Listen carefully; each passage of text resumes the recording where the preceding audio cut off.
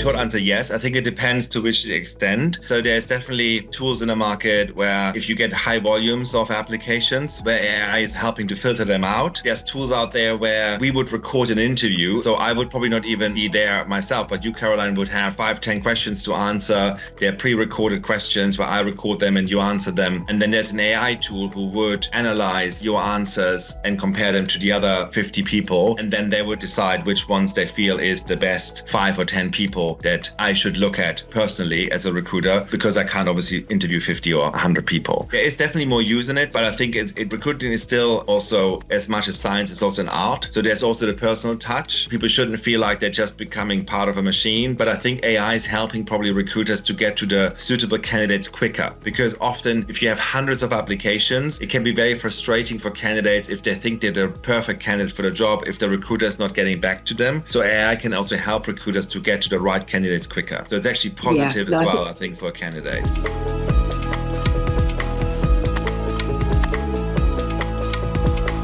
Generally speaking, it is about looking at transferable skills. It's probably also looking at, if you have an idea of an industry you would like to go in, and maybe it's a Nigerian industry that is kind of either people who have done the transition in the past, or where you feel, well, actually 90% of the things that people would be doing, I can actually be doing, even if I don't formally have the training. So I think it's then looking into what is the transferable skills and then maybe adapting your CV in that sense. It's also looking at those company websites or their job boards and how do they talk about those roles, what did they put in, especially when the person mentioned it's right, often job titles can be confusing. So I would always ignore the job title and just look at what's the candidate profile that they're actually looking for and what is the responsibilities that a role has. Even within the same industry, it can be very confusing what somebody's called. So I think that's always a good way to do it. And then I think it comes down to maybe also having those mentors. So having people who can probably open doors and have a personal connection. So I'm probably more likely to hire somebody who is coming across from an industry if a person I respect says to me, look, you should really speak to Caroline. She's amazing. Yes, she doesn't have all the skills that you need, but she has all of this and she's very hardworking and she's very curious and she will pick this up very quickly. And so there's that element as well. And then finally, I would say the longer you're obviously in a career, the harder it gets to change completely. Or when you then change, you need to be prepared to take a few steps back. And the question is, can you do that? Can you financially afford that? But it's probably not realistic to kind of expect a like-for-like transition into a similar level in a completely different change of sector. So then it comes down to my first slides. What is your priority? If you really feel so unhappy in the sector or in the role function you find yourself in for whatever reason that you need to or want to make a change, then I think it is just like being very clear about what does it mean. It's definitely the hardest one. Is probably changing function, I would say, is the hardest of the transitions.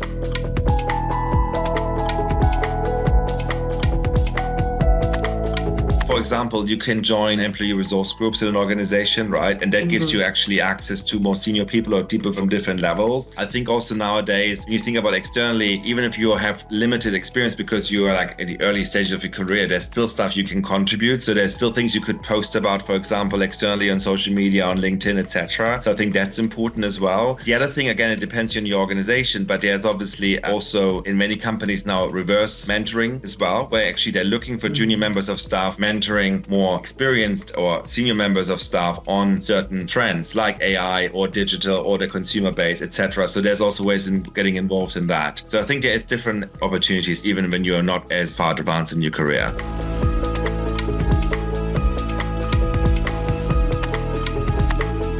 If you want to go more into filmmaking, then you probably want to create more buzz around that. I think I would always focus branding wise on where you want to be next so that there's a clearer understanding, okay, this is what you stand for, because some of the other areas that they have done might be interesting, but not necessarily relevant, right? Let's say, keep the example, this person wants to go back into filmmaking, but then what have you learned from the outdoor activities, the gardening, from the other things? You can put that more in your brand in regards to transferable skills. So that means I'm a great communicator. I build rapport very quickly with people. I've learned that here, I've done that there, etc. So I think it's always important to understand where you want to go next in your career, and then you should develop a brand that speaks to that, but with the authenticity of like the other things can still be there, but maybe weave them in more with the transferable skills that they taught you, rather than giving the impression you want 20 different jobs in your next step, if you know what I mean. So I think you need to always simplify a little bit before people get to know you, because otherwise they might be confused when they look at you like, what does Caroline actually stand for? I see 5 different Carolines here. So which is the one wants to be hired next, and where does Caroline want to go next? So I think that's probably important.